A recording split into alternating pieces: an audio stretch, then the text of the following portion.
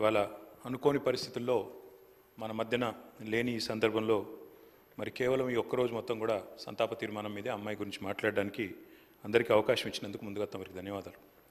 అధ్యక్ష, నిజంగా కూడా కొన్ని సందర్భాలు దిగ్భ్రాంతిని కలిగిస్తాయి అధ్యక్ష.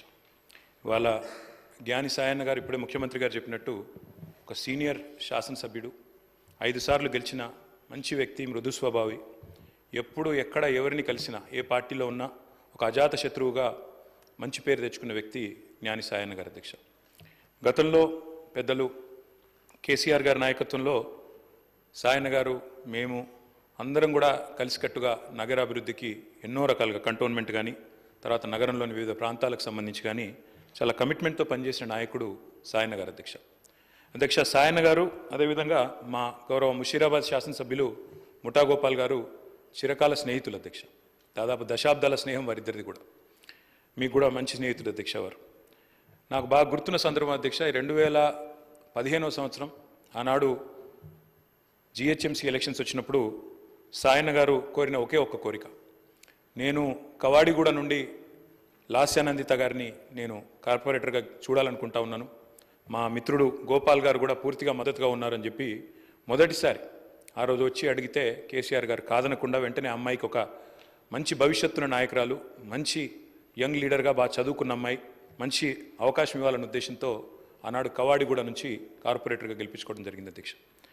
కానీ నిజంగా కొన్ని సందర్భాలు ఎట్లా ఉంటాయి అధ్యక్ష అంటే, ఇప్పుడు సాయన్న గారి కుటుంబాన్ని చూస్తూ ఉంటే విధి నిజంగానే వారి మీద పగబట్టిందేమో అన్నంత తీవ్రంగా ఒకే ఒక్క సంవత్సరంలో మరి అటు సాయన్న గారు దుర్మరణం పాలు కావడం, ఆ తర్వాత అనుకోని మరి మమ్మల్ని అందరినీ కూడా విస్మయపరుస్తూ దిగ్భ్రాంతికి గురి చేస్తూ లాస్యానందిత గారు కూడా ఈ రోడ్ యాక్సిడెంట్లో చనిపోవడం, ఇవన్నీ కూడా అత్యంత ఆవేదన కలిగించే అంశాలు అధ్యక్ష. ఒకటే ఏడాది లోపల అటు తండ్రి ఇటు కూతురు చనిపోవడం అంటే ఆ కుటుంబంలో ఎంత విషాదం ఉంటుందో మనం ఊహించవచ్చు అధ్యక్ష. కానీ చాలా చురుకైన అమ్మాయి అధ్యక్ష. ఆనాడు కార్పొరేటర్గా జిహెచ్ఎంసీలో పనిచేసిన, తదనంతరం సాయన్న గారు కొంత ఆరోగ్యం బాగలేకుండే అధ్యక్ష, బాగా డయాబెటీస్ ఎక్కువై చివరికి లెగ్ యాంపిటేట్ చేయాల్సిన పరిస్థితి వచ్చినప్పుడు కూడా ఒకవైపు నందిత, మరొక వైపు నివేదిత, ఇద్దరు అమ్మాయిలు పాపం ఆయనతో ఎల్లవేళలా ఎక్కడికి ఏదైనా మీటింగ్కి వచ్చినా, ఆఫీస్కి పోయినా, మంత్రులను కలిసేదున్నా లేదా అధికారులను కలిసేదున్నా ఇద్దరు అమ్మాయిలు కుడి భుజం ఎడమ భుజం మాదిరిగా ఆయనకి రెండు వైపులా ఉండి తీసుకొని పోయేవాళ్ళు అధ్యక్ష. మా దగ్గర కూడా చాలాసార్లు ముగ్గురు కలిసే వచ్చేది.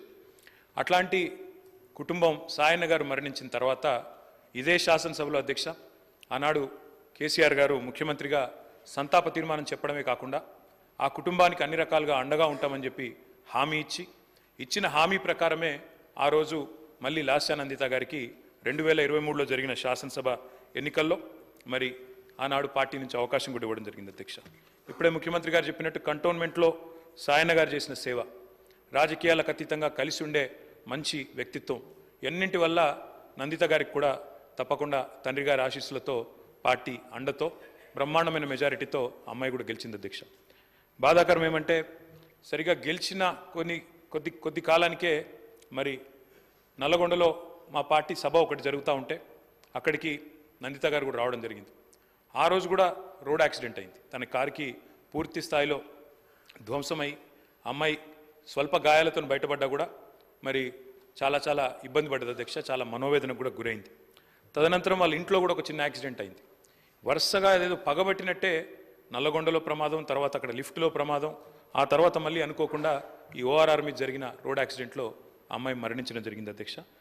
మేము ఆ రోజు పార్టీగా మాట ఇచ్చి సాయన్న గారి కుటుంబం మా కుటుంబమే అని చెప్పి ఆనాడు సాయన్న గారి తర్వాత లాస్యానందిత గారికి పార్టీ అవకాశం ఇచ్చింది అధ్యక్ష. అమ్మాయి గెలిచింది.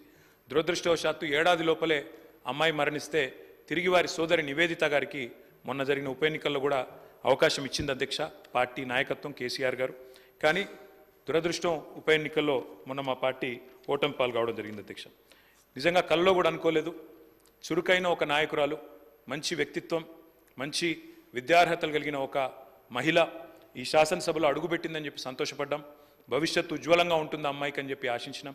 కానీ ఇదే సభలో ఆమె అడుగుపెట్టిన కొద్ది కాలానికే సంతాప తీర్మానం మీద మాట్లాడాల్సి వస్తుందనే ఆవేదన మాత్రం మా సభ్యులందరికీ ఉంది అధ్యక్ష. వారందరి మనోవేదన, ముఖ్యంగా మా గోపాలన్న గురించి అయితే ఆయన ఎంత బాధపడ్డారో నేను కళ్ళారా చూసిన అధ్యక్ష. అందుకే ఇలాంటి క్లిష్ట పరిస్థితుల్లో సాయన్న గారి మరణం తర్వాత మేమందరం కూడా ఆ కుటుంబానికి అండగా నిలబడాలని పార్టీగా నిర్ణయం తీసుకున్నాం. తర్వాత నందిత గారు, తర్వాత ఇప్పుడు నివేదిత గారు, వారి కుటుంబానికి ఈరోజు అయితే కాదు అధ్యక్ష, భవిష్యత్తులో కూడా సంపూర్ణంగా అండగా ఉంటాం. ఈ సంతాప తీర్మానాన్ని పూర్తిగా బలపరుస్తూ ఆ కుటుంబానికి మనోధైర్యం భగవంతుడు ప్రసాదించాలని, లాస్యా నందిత గారి ఆత్మకు శాంతి చేకూరాలని ప్రార్థిస్తా ఉన్నాను అధ్యక్ష.